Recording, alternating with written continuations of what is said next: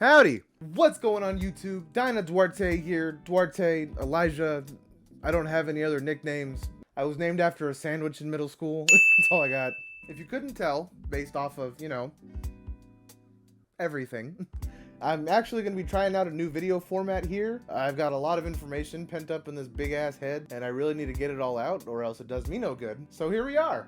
I'm also here trying to represent all the young kids on Harleys that just don't care.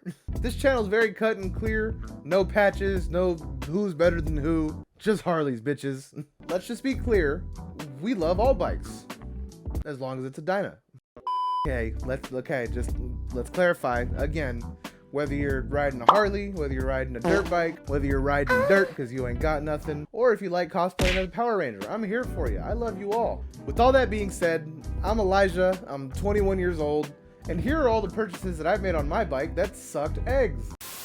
Wait, Squilliam, I've got to explain. Explain what? That you, Squidward Tentacles, voted most likely to suck eggs in high school? When I first got my Dyna, I'd actually sold my Sportster to get it. And I was a young Dyna bro on a budget, which means I was unemployed. What I knew about being a Dyna bro is that if there was anything for certain, I needed to chase after that legendary fender gap, or else I was a fake Dyna bro. So the first thing I did once I got my hands on some money that I could spend, I went and got myself a set of 13.5-inch progressive 412s. And let me tell you, they are definitely shocks. Now while the 412s definitely check the boxes of anything shock, i.e. spring and piston on the inside, comfortable or ideal suspension situation, and don't buy them. If you want to ride your bike for any longer than 5 minutes at a time, I would recommend literally anything else. Progressive does make great suspension options that are a little more expensive. I would go for something like that. Like I'd mentioned before, they were just really stiff and they were adjustable, but I never got a tool to adjust them, so to each their own, I guess. Do not cheap out on your suspension. Where did this even come from? Well, when you look at that, I now have Öhlins on standby. It's legend suspension to die, bitch. Now, the second thing when I bought my Dyna, even though it had a 2-to-1 exhaust already on it, I thought it was ugly. So I took the Bassani Road Rage that my dad had taken off of his 04 Dyna, and I put it on my 06 Dyna. Anyone who's familiar with the Dynas knows that that's probably not a good idea. The moral of the story here is that if you're chasing after some more power gain, make sure you just go and get a new exhaust that hasn't already been ran, heat cycled, and has someone else's exhaust juices all over it. While you could probably get a good deal on a big name exhaust for $300 to $500, anywhere in that range, you're really getting what you pay for, and let me tell you, it ain't much. Chances are, if you find an exhaust from that range, it's probably too good to be true. I know, because I've sold 3 exhausts that are too good to be true.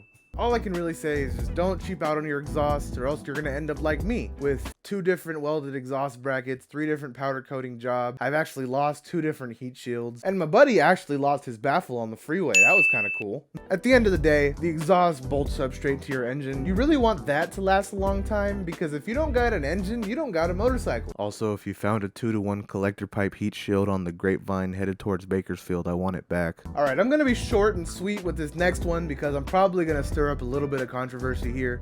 If you're looking for a new set of wheels for your bike and you have some decent money to spend, I would just go and look for someone who makes wheels and buy those wheels. If you're a Dyna bro, you probably know where I'm going with this. Do not buy 13 spoke mags. And here's why you should not buy 13 spoke mags. I have 13 spoke mags on my Dyna, and I paid $800 for them. People used to take these off, put spokes on, and then sell these for $200. This is not worth it. If you have the money to buy a set of wheels that came on a Harley, you have the money to buy some aftermarket forged wheels that are gonna be 10 times better. And I really don't want to hear another story about someone running something over on the freeway and cracking both of their wheels. Subscribe for more crazy dealership stories. All right, rounding out this list, the last thing I have here is this 2006 Dyna Street Bike. And I know what you're thinking.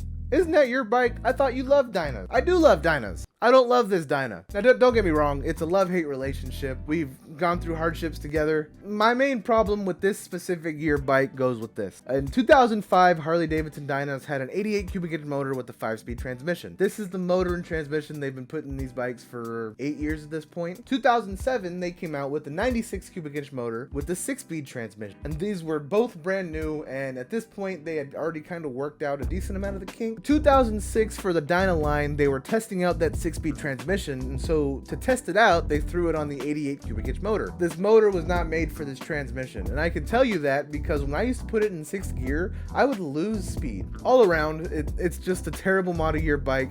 It's caused me nothing but problems, and while I've gotten through as much as I possibly can, it's still on the lift. Either way, thanks for checking out the video. Hopefully you guys learned something from this video. Like I said, I'm trying to try out these new video formats, have some discussions, maybe share some of the information that I've garnered trying to learn how to use and fix this bike that I have. And let me tell you, I have way too much information that I know what to do with, so please watch my videos. Maybe you'll learn something. If you guys keep watching, maybe I can buy a dirt bike. That sounds really fun. Thanks for checking me out. You guys take it easy. I'll see you guys next time.